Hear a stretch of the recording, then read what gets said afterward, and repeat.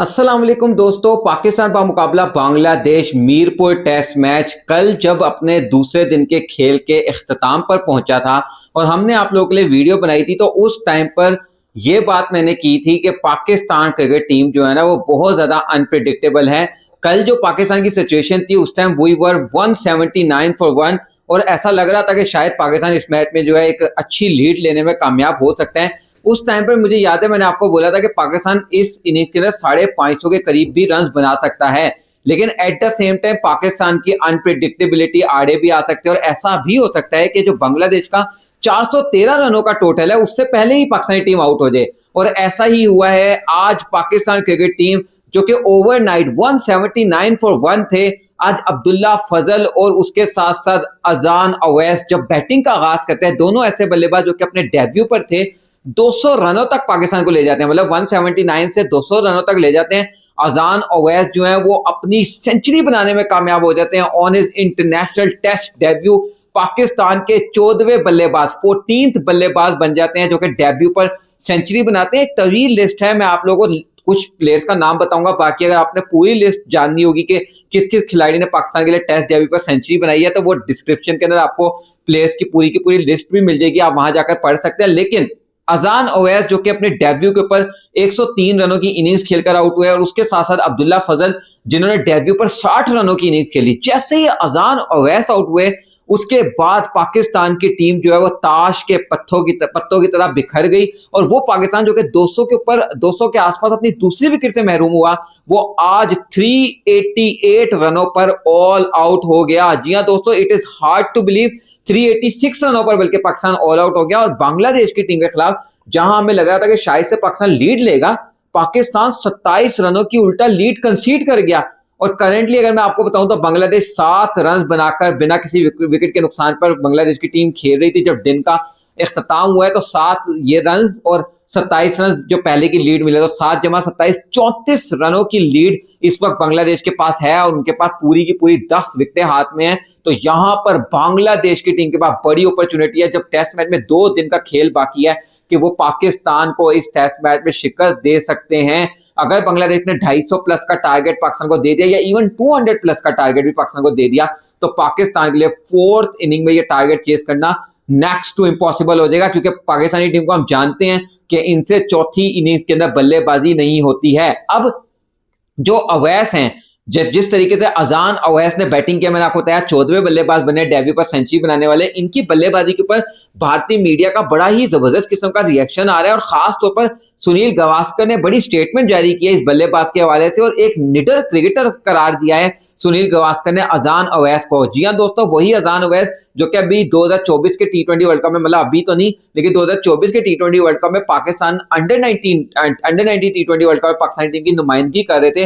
अब 21-22 साल अजान अवैस जब टेस्ट क्रिकेट में आए हैं तो डेब्यू के ऊपर सेंचुरी बनाने में कामयाब हो गए हैं। और उसके ऊपर जो सुनील गावस्कर ने स्टेटमेंट दिया वो भी आगे चल के वीडियो में शामिल करता हूं, लेकिन आप लोगों को पहले मैं ये बता दूं कि पाकिस्तान के लिए डेब्यू पर सेंचुरी बनाने वाले 14वें क्रिकेटर हैं। जैसे मैंने आपको पहले ही बताया, उमर अकमल इस लिस्ट में शामिल हैं पाकिस्तान के लिए जिन्होंने डेब्यू पर सेंचुरी बनाई। अच्छा, एक और चीज ये कि पाकिस्तान के लिए जो आखिरी खिलाड़ी था जिसने डेब्यू पर सेंचुरी बनाई थी टेस्ट क्रिकेट के अंदर, वो थे कामरान गुलाम, जो कि बाबर आजम की जगह पाकिस्तानी टीम में शामिल किया गया था कामरान गुलाम को, और उन्होंने टेस्ट डेब्यू पर अगेंस्ट इंग्लैंड सेंचुरी बनाई थी। और आखिरी जो ओपनिंग करते हुए जिस बल्लेबाज ने पाकिस्तान के लिए डेब्यू पर सेंचुरी बनाई थी, क्योंकि ये अजान अवैस जो है ये ओपनर हैं, तो आखिरी टाइम लास्ट टाइम जिस खिलाड़ी ने ओपन करते हुए पाकिस्तान के लिए सेंचुरी बनाई थी टेस्ट क्रिकेट के अंदर, वो थे आबिद अली। माय गॉड यार, मतलब आज जब इस लड़के का मैं नाम देख रहा था, आबिद अली का नाम, कि last opener to score a century for Pakistan, तो दिल को तकलीफ हो रही थी। मतलब वो आबिद अली जिसके पास एक मुनफरिद रिकॉर्ड है, दुनिया का वाहिद इकलौता बल्लेबाज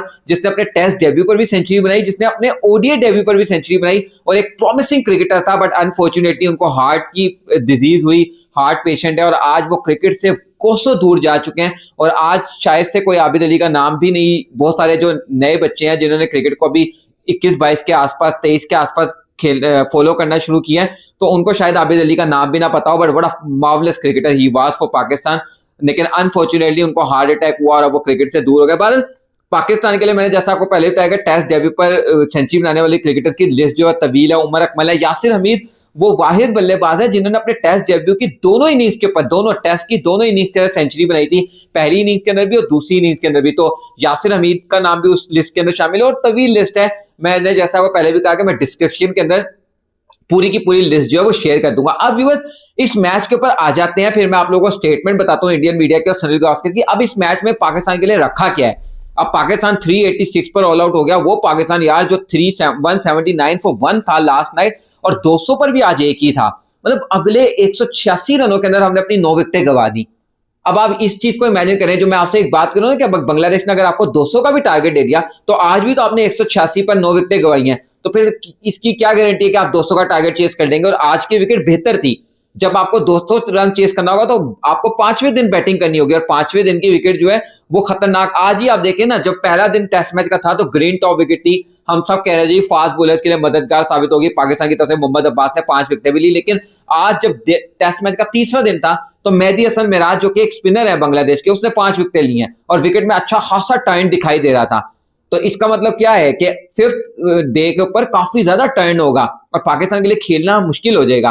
तो पाकिस्तानी टीम जिसने 27 रनों की लीड कंसीड की और अभी 34 रन बांग्लादेश के हैं, अब पाकिस्तान को करना क्या है। Pakistan need to dismiss Bangladesh ASAP as soon as possible, क्योंकि अगर तो बांग्लादेश 200 के पार चला गया, और देखें 200 तो बेयर मिनिमम में बात करूं कि जो कि बांग्लादेश आपको टारगेट दे सकते हैं, इट माइट गो हॉरेबल। ये 300 भी हो सकता है, ये 250 भी हो सकता है, ये बांग्लादेश के ऊपर है कि बांग्लादेश कैसी बैटिंग करता है। अब आपने क्या करना है, आपने ये करना है कि पहली बात तो ये कि कोशिश करना है कि बांग्लादेश को बेयर मिनिमम पे रोकें, 200 से भी पहले रोक लें तो वेल एंड गुड है। लेकिन इन केस के अगर बांग्लादेश से आपको 200 का टारगेट आ भी जाता है तो जिन बल्लेबाजों ने अभी कंट्रीब्यूट नहीं किया, मतलब शान मसूद साहब, मैं कल भी यही वाली बात कर रहा था कि यार क्या समझ ही नहीं आई शान मसूद नंबर 3 पे बैटिंग करने क्यों नहीं आए। मतलब अपनी जगह पर अब्दुल्ला फजल डेब्यू टाइम को भेज दिया, आप खुद चौथे नंबर पे बाबर आजम की पोजीशन पे आ रहे हो। मतलब आप क्या मैसेज देना चाह रहे हो। बाबर जो कि नी इंजरी की वजह से बाहर हुआ है, क्या वो दोबारा खुदा ना खास्ता कभी वापस नहीं आएगा। अगले टेस्ट मैच में बाबर ने अगर वापस आ जाना है, वैसे तो अभी ये भी सवाल है कि बाबर आएगा तो किसकी जगह आएगा, क्योंकि अब्दुल्ला फजल ने भी रन बना दिए और उसके साथ साथ अवैस ने भी रन बना दिया, अजान अवैस ने भी।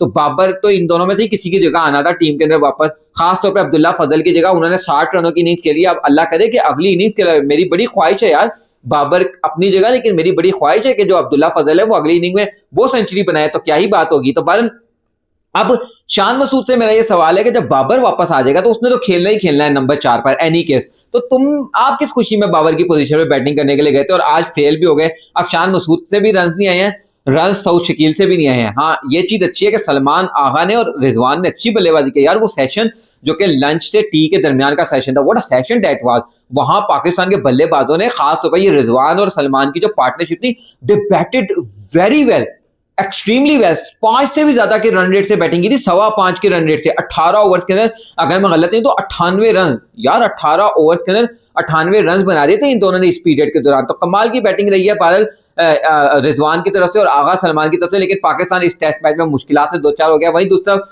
सुनील गावस्कर की स्टेटमेंट पर आ जाते हैं। सुनील गावस्कर ने कहा कि एक निडर बल्लेबाज लग रहा है अजान अवैस, जिस तरीके से ये यंगस्टर है, यंग बल्लेबाज पाकिस्तान के लिए आया और जिस तरीके से इंटरनेशनल टेस्ट डेब्यू के पर सेंचुरी बनाई है, तो मजा आया इसकी बल्लेबाजी को देखकर। वहीं दूसरा गावस्कर ने एक और बात बोली, उन्होंने कहा कि अमूमन टेस्ट क्रिकेट के बारे में ये कहा जाता है कि रॉ मटेरियल जो है वो यहाँ पर नहीं चलता। मतलब टेस्ट क्रिकेट के बारे में कहा जाता है कि आप प्लेयर को पॉलिश करें, उसको रगड़ा लगाएं पहले डोमेस्टिक क्रिकेट में, फिर इंटरनेशनल तक लेकर आए। लेकिन जो अजान अवैस हैं 21-22 साल अभी इनकी उम्र है और इस उम्र के बाद जो इन्होंने मैच्योरिटी शो की है इस टेस्ट मैच के अंदर, that is so nice to see. मतलब इसको देखने का मजा आया और इस बल्लेबाज की बल्लेबाजी देखने का मजा आया। वहीं दूसरा इंडियन मीडिया, विक्रांत गुप्ता की स्टेटमेंट्स आ रही है, इंडियन मीडिया शॉकिंग स्टेटमेंट्स दे रहा है इस बल्लेबाज के हवाले से। और ऐसा इस वक्त इंडियन मीडिया की मैं हेडलाइंस देख रहा था, वो यही कह रहे थे कि the next big thing in cricket can be the अजान अवैस, जिस तरीके से उसने बैटिंग किया। क्योंकि देखें सबसे बड़ी बात यही है कि जो फेयर था इस टेस्ट मैच से पहले, क्या फेयर था कि बांग्लादेश की फास्ट बॉलिंग, टेयर अवे फास्ट बॉलिंग उनकी, पाकिस्तान के बल्लेबाज जो कि अपने मैदानों में उनकी फास्ट बॉलिंग को कॉप नहीं कर सके थे। अब जब बांग्लादेश के मैदानों में खेलेंगे, उन्होंने ऊपर से सोने पे सुहागा ये ग्रीन टॉप विकेट बना दिया आपके लिए, ठीक है ना। लेकिन उस फास्ट बॉलिंग के खिलाफ खास तौर पर नाहिद राना का जो फेयर था, जो खौफ था, रमीज आजा ने तो यहां तक कह दिया था कि भाई नाहिद राना जैसा फास्ट बॉलर पाकिस्तान के पास नहीं है। तो मतलब इससे बड़ी क्या बात हो सकती है। उस नाहिद राना के खिलाफ जो बैटिंग किया है अजान अवैस ने, मजा आया, बहुत ज्यादा मजा आया उनकी बैटिंग को देखने का। तो यही इस वक्त इंडियन मीडिया और सुनील गावस्कर कह रहे हैं। अब आप लोग क्या राय है इस सवाल पे? ये टेस्ट मैच आपको किस तरफ जाता हुआ दिखाई दे रहा है? पाकिस्तानी टीम जो कि 34 रन के ट्रेल पर है, डेफिसिट के ऊपर है, और अभी बांग्लादेश के पास ऑल 10 विकेट्स इन टैंक हैं।